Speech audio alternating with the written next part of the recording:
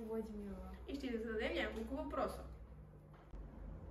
Здравейте, днес сме с Ани Владимирова, възпитаник на Първо основно училище Свети Климент. Здравейте, момичета, казвам се Ани Владимирова и съм на 25 години.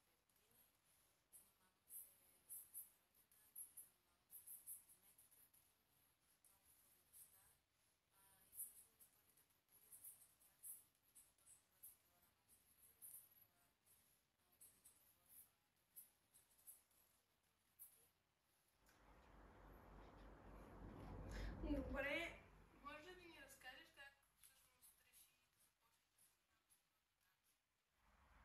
Както ви казах, още на 6-7 години, точно когато бях първокласник,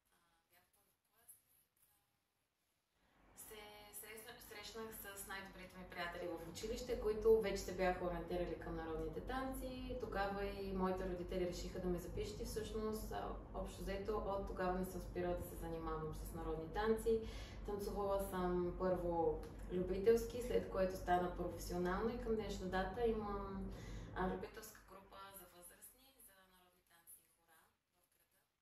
Като имам намерение да продължа да се занимавам с народните танци още по-професионално за напред. Добре, вие като възпитаник на нашето училище, какво бихте казали? Първите ми по-силни емоции и вълнения са преминали точно в училището. Първите приятелства, запознанства, първите притеснения, първите забавления и общо взето бих ви посъветвала наистина да оценявате периода, в който се намирате, да обичате учителите си, да обичате училището и да сте много любознателни, защото знаете, което трупате в момента, ще ви помогнат много и за напред. Добре, коя беше любимата госпожа? Всички всъщност учители съм ги обичала и ги уважавам и до ден днешен и си ги спомням, но най-любимата ми учителка е била първата ми учителка, госпожа Мария Шушнева, която ми преподаваше до 4-ти клас. За мен тя е изключителен пример какъв трябва да бъде един учител. Много я обичам и ценя и добре, кой ми беше любимият предмет в училище? Аз обичах всички предмети, не съм била привърженик конкретно на някой, но може би като повечето деца бих казала изобразително изкуство и спорт, тъй като другите предмети бяха по-сложни и трябваше да уча доста повече. Но наистина всичките ми спомени са изключително положителни и всичките учители до ден днешен много ги обичам и ги ценя. Добре. Как решихте да се занимавате с грима? Както при повечето момичета, така и при мен, просто се появи като една страст.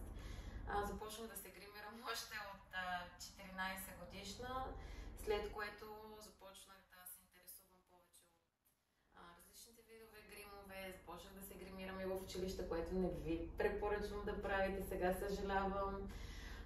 Но това, което мога да кажа е на всички млади деца, тинейджери, е да следват дарбите, които имат, да преследват интересите си и също така родителите да ги поощряват и да инвестират в тях, защото в моя случай едно хоби, една страст се превърна в професия и към днешна дата смятам, че съм успешна в това и радвам изключително много дами, като им предлагам една качествена услуга с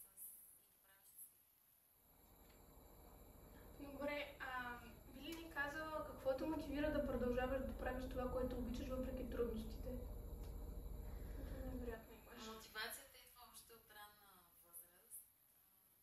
Хубаво е човек да има добри пътеводители и добри примери пред себе си още от ученическите години. Това са нашите учители, родители, средата, в която сме, занятията, които посещаваме, да сме активни, да имаме интереси и да ги преследваме, защото когато човек е амбициозен, той постига целите си и се чувства щастлив. Как успяете да реализирате своята мечта Тази мечта също съм си я преследвала от ученическите години. А, Просто с търпение. Този салон а, не съм го открила веднага след като съм завършила или след като съм изкарала един курс. Набирала съм опит, през това време съм и учила, посещавала съм различни курсове и след като съм се почувствала достатъчно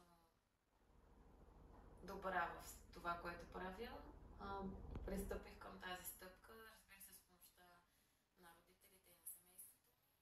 И пак мога да ви дам съвет, каквито и мечти да имате, каквито интереси да имате, преследвайте ги, винаги бъдете дейни, оставете мързела настрани и се наслаждавайте на нещата, които правите, правете ги с желание и обичате.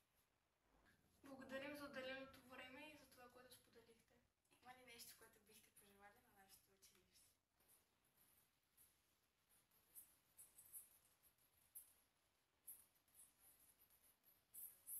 Любознателни деца, с будни ученици, родители, които да подкрепят дейностите в училище, да уважават учителите